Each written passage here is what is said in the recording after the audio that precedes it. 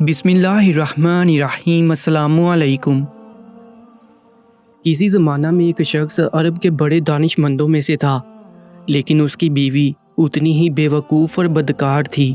ایک شام عرب نوجوان گھر آیا تو اس کی بیوی بدکاری میں مصروف تھی۔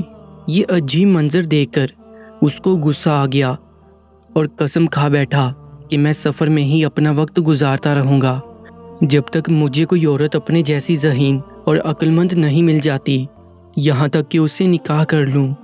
مطلب یہ کہ جب تک میں کسی عقل مند عورت سے نکاح نہ کر لوں گا اس وقت تک میں سفر میں ہی رہوں گا۔ یہ ارادہ کرتے ہی وہ ایک لمبے سفر پر روانہ ہو گیا، ایک ایسا سفر جس کی منزل اس کو خود بھی معلوم نہیں تھی۔ وہ صحراؤں، جنگلوں، بیابانوں، سمندروں میں پھرتا رہا، مگر کوئی ایسی عورت نہ ملی جو ذہانت میں اس کے برابر ہوتی۔ ہر رات وہ ایک نئی عورت کے ساتھ گزارتا۔ اس کا اصول تھا کہ وہ ان عورتوں سے 3 پہیلیاں پوچھتا تھا، مگر کوئی بھی ان کا صحیح جواب نہ دے پاتی تھی۔ ایک دفعہ وہ عرب نوجوان کسی گاؤں میں سے گزر رہا تھا کہ اس کی ملاقات ایک ایسے شخص سے ہوئی جو اسی بستی میں جا رہا تھا جہاں پہنچنے کا اس نے ارادہ کیا تھا۔ عرب نوجوان اس کا ساتھی ہو گیا۔ جب یہ دونوں روانہ ہوئے تو اس نے اپنے ساتھی سے پوچھا کہ تم مجھے اٹھا کر لے چلو گے یا میں تمہیں اٹھاؤں؟ تو اس کے ساتھی نے کہا، جاہل آدمی، ایک سوار دوسرے سوار کو کیسے اٹھا سکتا ہے؟ پھر دونوں تھوڑا آگے پہنچے اور ابھی چل رہے تھے کہ انہوں نے کھیت کو دیکھا جو پکا ہوا کھڑا تھا۔ تو عرب نوجوان نے اپنے ساتھی سے کہا، کیا تم کو اس بات کی خبر ہے کہ یہ کھیت کھایا جا چکا ہے یا نہیں؟ اس نے کہا، اے جاہل، کیا تو دیکھتا نہیں کہ یہ کھڑا ہے؟ پھر دونوں کا گزر ایک جنازہ پر ہوا۔ عرب نوجوان نے کہا، تمہیں خبر ہے صاحب جنازہ زندہ ہے یا مردہ؟ اس نے کہا، میں نے تجھ سے زیادہ جاہل کوئی نہیں دیکھا۔ کیا تیرا یہ خیال ہے کہ لوگ زندہ ہی کو دفن کرنے جا رہے ہیں؟ پھر وہ شخص عرب نوجوان کو اپنے گھر پر لے گیا اور اس شخص کی ایک بیٹی تھی جس کا نام طبقہ تھا۔ اس شخص نے اپنی بیٹی کو اس عرب کا سارا قصہ سنایا اور کہا، یہ بڑا جاہل آدمی ہے۔ طبقہ نے اپنے باپ سے یہ سارا قصہ سن کر کہا، اے میرے باپ، وہ تو بڑا دانا آدمی ہے۔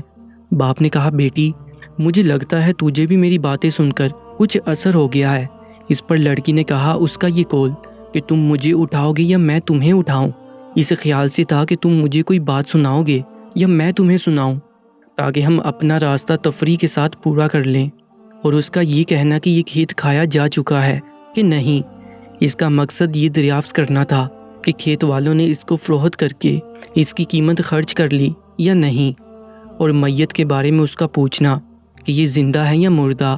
اس سے اس کا مقصد یہ تھا کہ آیا اس نے اپنے پیچھے کوئی ایسا چھوڑا بھی ہے جو اس کے نام کو زندہ رکھ سکے یا نہیں۔ یہ شخص اپنی بیٹی سے یہ باتیں سن کر اس عرب نوجوان کے پاس آیا اور اپنی بیٹی کی تمام باتیں اس کو سنائیں۔ تو نوجوان نے اس کو نکاح کا پیغام دیا اور اپنی گزشتہ زندگی کا حال سنایا کہ کس طرح اس کی بیوی نے اسے دھوکہ دیا، اور پھر اس عرب نوجوان کا اس لڑکی کے ساتھ نکاح ہو گیا۔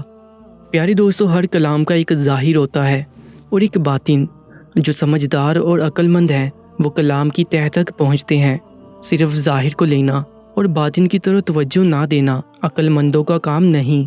اللہ تعالیٰ ہمیں بات کے صحیح مقصد تک پہنچنے اور جاننے کی توفیق عطا فرمائے، آمین یا رب العالمین۔